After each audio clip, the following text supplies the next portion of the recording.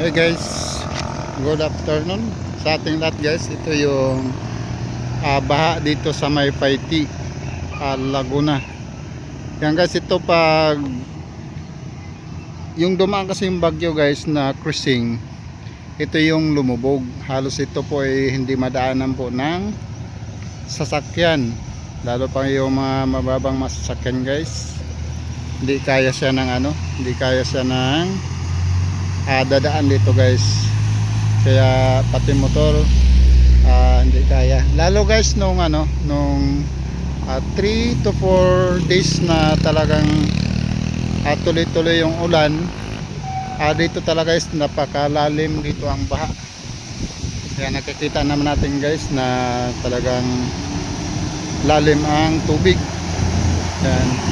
Kung kayo naman guys ay kung pupunta kayo ng Manila ay dito kayo dadaan, sure kung pwede kayo dadaan po sa bayan ng Paiti, Laguna, para hindi kayo matrap dito sa baha. Kaya yan guys, ingat-ingat sa pagtatawid, gawa ng medyo may malalim.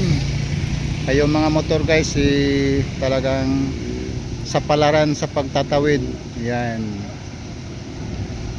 Kaya grabe ang baha dito guys pag bumaha po dito guys, ng lalo pag 4 to 5 days, mas malalim ang baha.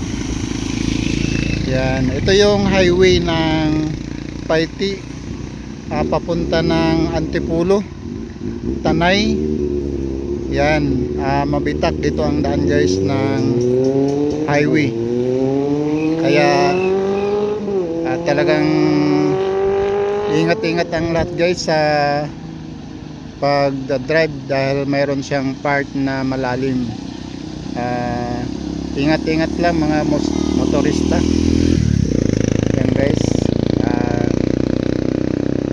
Kahapon guys, ito yung kahapon,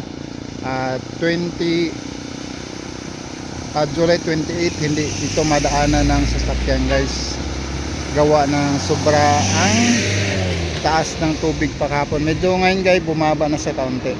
Yan. Pero mga matataas na mga sasakyan, mga truck, mga bus, okay lang siya guys, kaya naman. Yan.